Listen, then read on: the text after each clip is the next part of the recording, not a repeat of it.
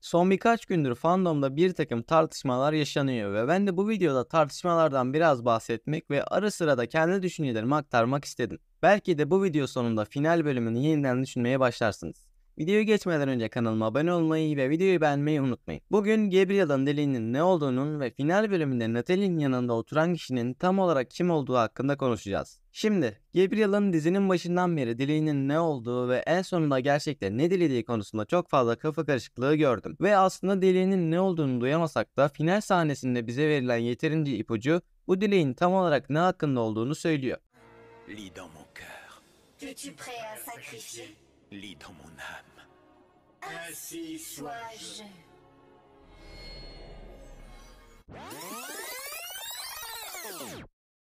When it comes to luring superheroes, what could be better than creating supervillains? But Master, the miraculous are not meant to be used for evil purposes.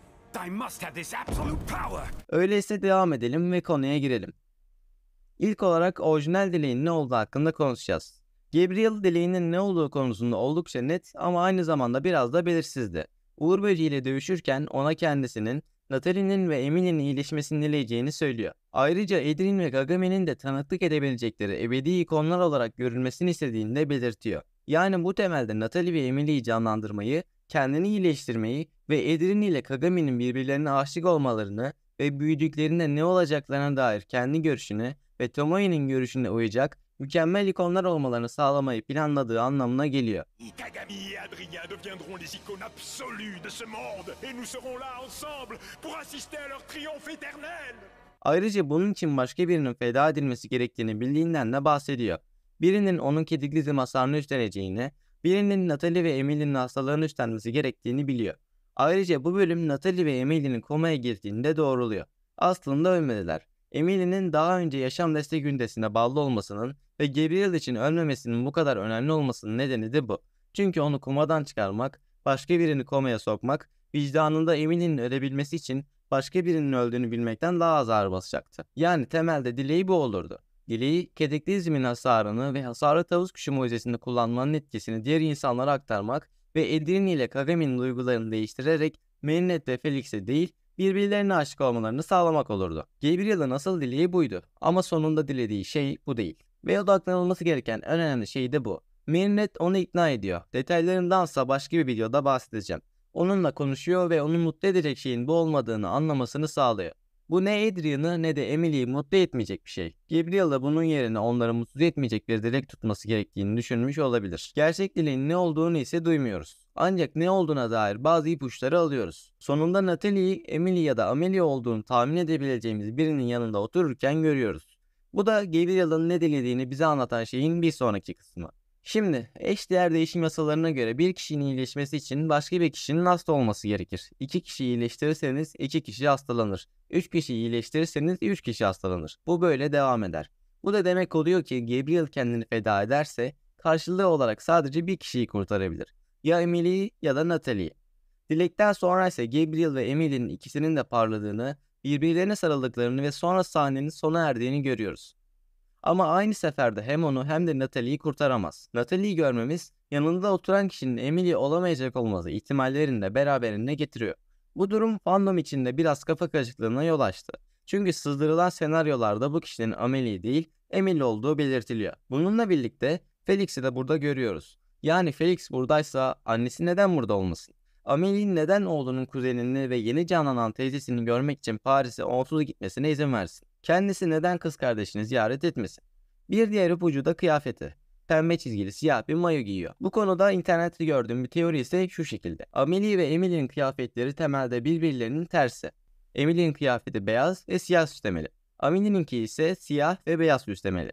Amelie siyahla özdeştirilmiş bir kişi. Dolayısıyla ona siyah bir mayo vererek izleyiciye bu kişinin Emily değil, Amelie olduğunu düşündürmek amaçlandırılmış olabilir. Teori fena değil ama siyah olduğu kadar pembe renkte olması bana daha çok Emily'nin yapacağı bir kıyafet seçimi gibi geliyor. Bir diğer gerçek ise Uğur Böceği'nin Gabriel'ın Monark olduğu gerçeğini saklamakta başarılı olması. Çünkü Emily'nin tam da Monark'ın yenildiği ve Gabriel'ın hayatını kaybettiği gün nasıl geri geldiğini bu sırrı söylemeden açıklaması cidden çok zor. Eğer diziden bir karakterin gözünden bakarsak Emily'nin geri dönüşüne gerçekten sağlam bir açıklama beklemek doğru olur. confiée, elle m'a expliqué comment mon père l'a aidé à vaincre Monarque en le payant de sa vie. Je ne sais pas si un jour j'arriverai à être comme lui. Her neyse burası biraz karmaşık bir hal aldı. Peki Gabriel ne diledi? Gabriel'ın istediği Emily'nin iyileşmesiydi. Gabriel'ın dileği Natalie'nin iyileşmesiydi. Fazla zamanı kalmamıştı. Yani Natalie kurtarılması gereken kişiyken Gabriel kurban edilmesi gereken kişiydi. Ama asıl dileği de Emily ile sonsuza dek birlikte olabilmek, ondan hiç ayrılmamaktı. Oğlunu Natalie'ye emanet etmesi ve Adrian'ın babasının tüm arkadaşlarını travmatize eden ve uzun bir süre boyunca Paris'e acımasızca saldıran bir süper kötü olduğunu bilmenin travmasından kurtulmasıydı. Dileği Adrian'la kurtulmasıydı. Peki Adrian babasının nasıl biri olduğunu öğrenirse ne olacak?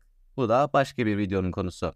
Bahsetmek istiyorum ama bu bir başka videonun konusu. Eğer kaçırmak istemezseniz kanal bildirimlerini şimdi açmayı unutmayın. Gabriel'ın dileğinin tam olarak ne olduğuna dair başka bir teoriniz varsa aşağıya yorum olarak yazmaktan çekinmeyin.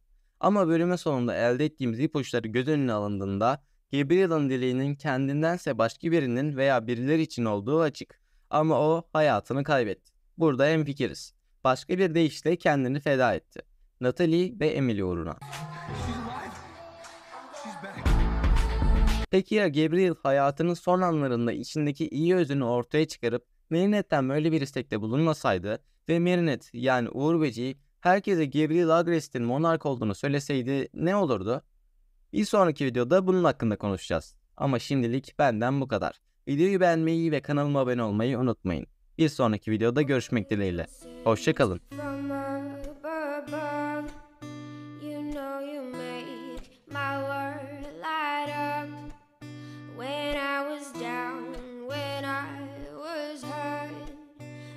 Came to lift me up. Life's a drink and love's a drug. Oh, now I think I must be miles up. When I was hurt with a dried up, you came to rain a flood.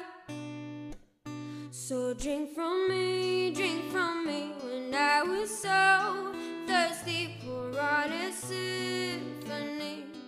Now I just can't get enough. Put your wings on me when I was so